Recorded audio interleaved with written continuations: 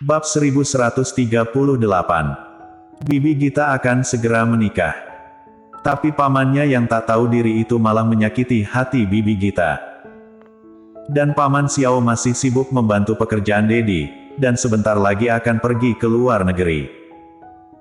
Maka untuk sementara ini, Bibi Gita sendirian, orang lain akan sangat mudah memanfaatkan kesempatan ini. Maka untuk sementara, Glenn lah yang harus memikul tanggung jawab ini, menjaga Bibi Gita agar tak didekati oleh pria brengsek. Sebelum Glenn sempat berkata, Gita telah melihatnya dan menghampirinya. Awalnya saat melihat Stefan Lee berada di sana, ia enggan menghampirinya. Meski selama 2 hari ini mereka terus bersama, tapi ia sama sekali tak memiliki perasaan terhadapnya. Maka setelah menyajikan makanan, ia berencana langsung kembali ke dapur, tapi tiba-tiba, ia melihat sosok mungil di hadapan Stefan Lee. Bukankah itu Glenn? Melihat Glenn mengobrol dengan pasangan kencan butanya, Gita merasa curiga dan menghampiri mereka. Glenn, kau sedang apa? Gita memanggilnya dan melambaikan tangan padanya. Glenn tampak jengkel, kenapa Gita datang di saat seperti ini? Seharusnya nanti saja. Ia juga tak bisa memanggilnya Mommy di hadapan pria ini. Ini akan membuat Gita merasa malu dan canggung, maka akhirnya Glenn menghampirinya dan memanggilnya Bibi Gita. Stefan Lee mendengarnya dengan jelas. Dan melihat sikap mereka yang tak seperti sepasang ibu dan anak, ia merasa lega. Bandel sekali anak itu, berani membohonginya. Untung ia tak terperdaya.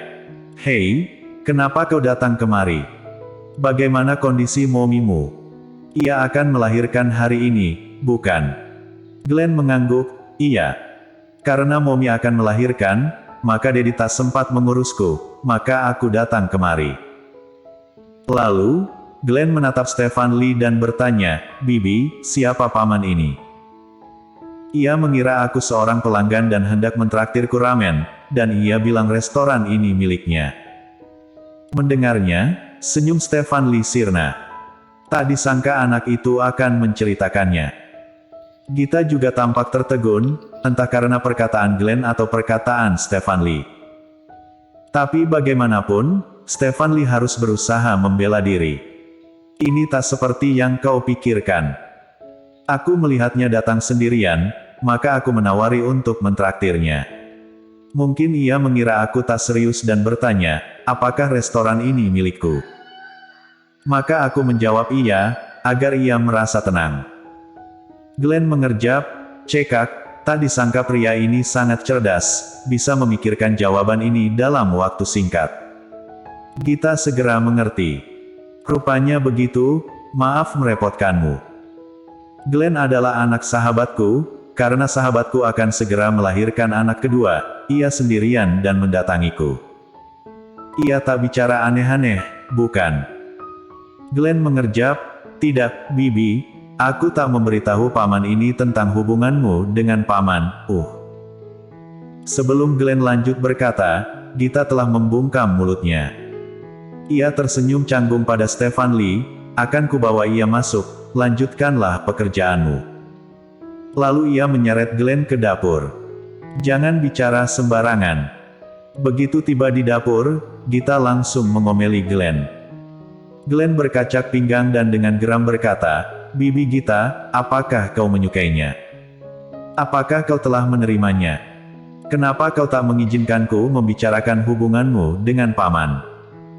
Tentu tidak, Gita tertegun sejenak, tapi saat ini ia pasangan kencan butaku, perkataanmu ini akan membuatnya canggung. Juga, aku tak mungkin lagi bersama pamanmu. Aku takkan mungkin menjadi bibimu. Dan kedepannya, jangan lagi menyebut pamanmu di hadapanku. Tak mungkin bersama. Kenapa, Bibi Gita? Tak apa, jangan terus menanyakan alasannya.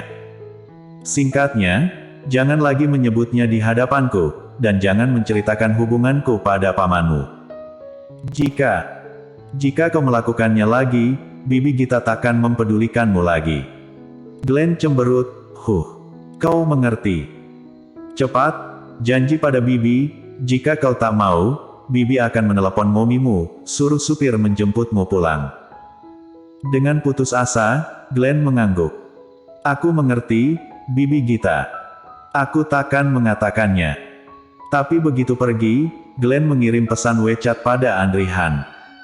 Di kantor, Andri Han merasakan ponselnya bergetar. Ia mengeluarkannya dan mendapati, rupanya pesan WeChat dari Glenn. Ia membukanya. Paman, mulai sekarang aku takkan mempedulikanmu, kau bajingan, jahat. Lebih buruk dari Dedi. Andri Han tertegun dan tak mengerti, apa yang telah dilakukannya, hingga Glenn merasa ia lebih buruk dari Golden Ye. Dan mengatainya bajingan. Jelas-jelas Golden Ye lah yang paling bajingan. Maka ia membalas dengan tanda tanya. Selama menunggu balasan Andri Han, Glenn terus mengumpat dalam hati. Setelah melihat ia hanya membalasnya dengan tanda tanya, ia menjadi semakin geram. Tiba-tiba, Andri Han menyadari. Glenn tak mungkin marah dan membencinya tanpa alasan. Jika hal ini terjadi, mungkin ada hubungannya dengan seorang wanita. Kini, Andri Han merasa pening, ia mengatupkan bibirnya, hendak membalas pesannya, tapi ia tak tahu harus berkata apa. Akhir-akhir ini, Gita sama sekali tak pernah datang, dan saat ia menemuinya saat itu, sikapnya sangat jelas menunjukkan bahwa ia tak ingin berhubungan dengannya lagi. Tapi ia juga bukan orang yang pemaksa. Jika gadis itu ingin seperti itu, ia akan mengabulkannya. Biar ia sendiri yang menderita. Paman, sebenarnya kau menyukai Bibi Gita atau tidak? Saat ia sedang berpikir, Glenn kembali mengiriminya pesan. Andri Han tak menjawab pertanyaan itu, dan mengetik. Ada apa? Jawab pertanyaanku dulu, jika tidak, aku takkan memberitahumu. Paman, jika kau tak menjawab, Bibi Gita akan pergi dengan orang lain. Pergi dengan orang lain. Andri Han mengerutkan kening, setahunya, hanya Arthur Xiao lah yang mendekati Gita. Apakah dengan Arthur Xiao? Paman. Andri Han menatap pesan itu dan tak tahu harus menjawab apa. Padahal saat itu mereka baik-baik saja, apakah kesalahannya? Paman, Bibi Gita telah pergi kencan buta, dan sebentar lagi akan menikah. Menikah. Melihatnya, Andri Han memicingkan mata, bolpennya terlepas dari tangannya. Setelah mengirim pesan itu, Glenn meletakkan ponselnya. Meski ia telah melanggar janjinya pada Bibi Gita, ia terpaksa melakukannya karena situasi. Bersambung.